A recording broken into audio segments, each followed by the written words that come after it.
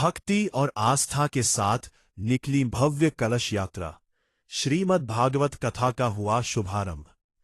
लालगंज, रायबरेली।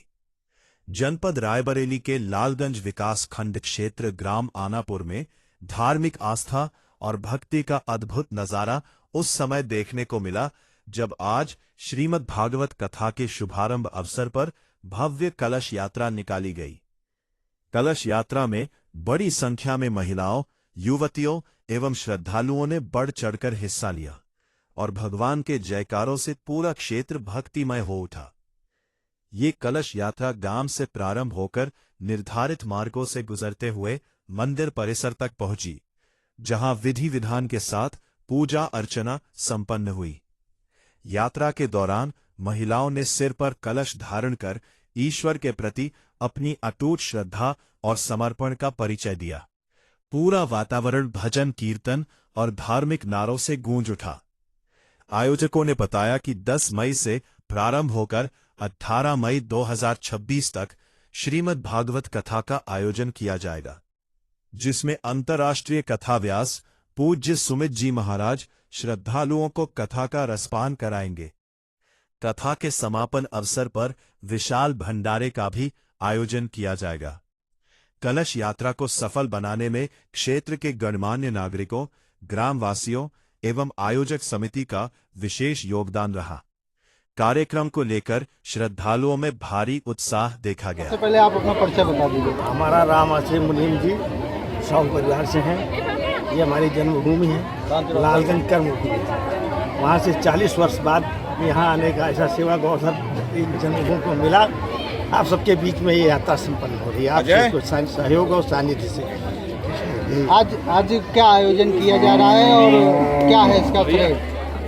आज आयोजन जो है ये कलश यात्रा है और जो पौराणिक मान्यताओं के आधार पर आज से चली आ रही सनातन से, उस आधार पर यात्रा संपन्न हो रही है। ये यात्रा हमारे पूरे बाद में वीर बाबा मंदिर जाएगी, पुनः अपने जन्म कर्मभूमि लालगंज को प्रस्थान करेंगे, फिर वापसी आकर के यहीं कलश स्थापित हो जाएंगे। और कल से 11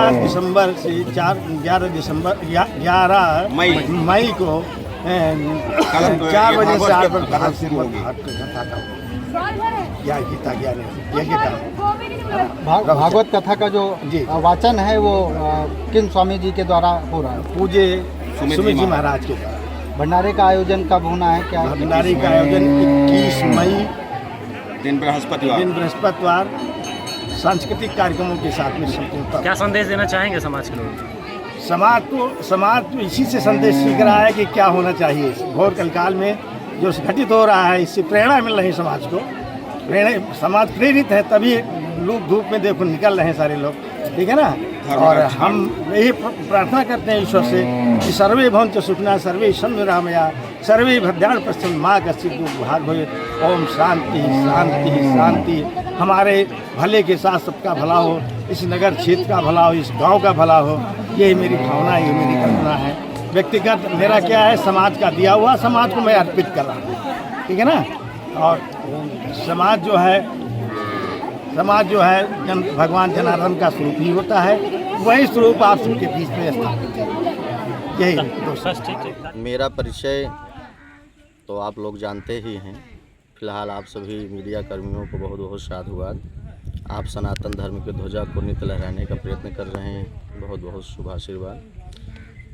मैं सुमित जी महाराज, पूज्य सुमित जी महाराज के नाम से जानते हैं। मनगढ़ धाम प्रतापगढ़ प्रयागराज के समीपस्थ से हूँ और माँ शीतला जन कल्याण सेवाश्रम ट्रस्ट जो मेरी संस्थान है, जिसके तहत वृद्धाश्रम, गौशाला इत्यादि का कार्य चल रहा है।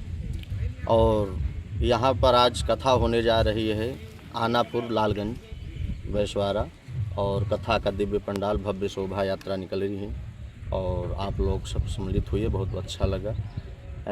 सत्य सनातन धर्म ही एक ऐसा धर्म है जिस वृक्ष की छाँव में आने से स्वांतः सुख, स्वयं में सुख प्राप्त होता है, और सच्चिदानंद के चरण शरण को ग्रहण करने से आनंद की प्राप्ति होती है। सच्चिदानंद रूपाय विश्वोत्पत्त्यादि हेतवे तापत्रय विनाशाय श्री कृष्णाय वयं नमः। भगवान का स्वरूप भगवान का स्वभाव जब हम समझ लेंगे और उनके चरण शरण को ग्रहण करेंगे तो हमारा कल्याण निश्चित है, इसमें तनिक भी संदेह नहीं। महाराज कलश यात्रा का धार्मिक महत्व क्या है? देखिए, कलश यात्रा शोभा यात्रा के नाम से जानी जाती है।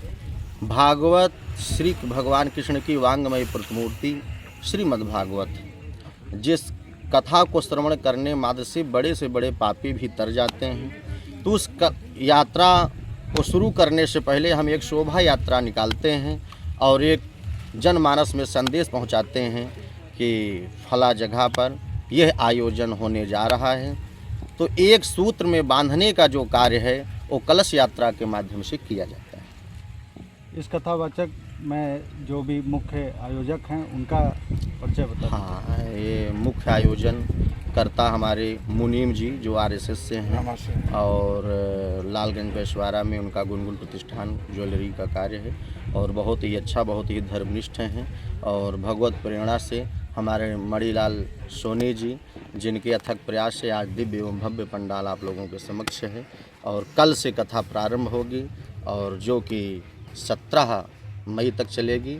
तो आप समस्त क्षेत्रवासी, ग्रामवासी या चैनल के माध्यम से जो भी श्रवण कर पा रहे हैं वो सब आइए, सबका स्वागत है।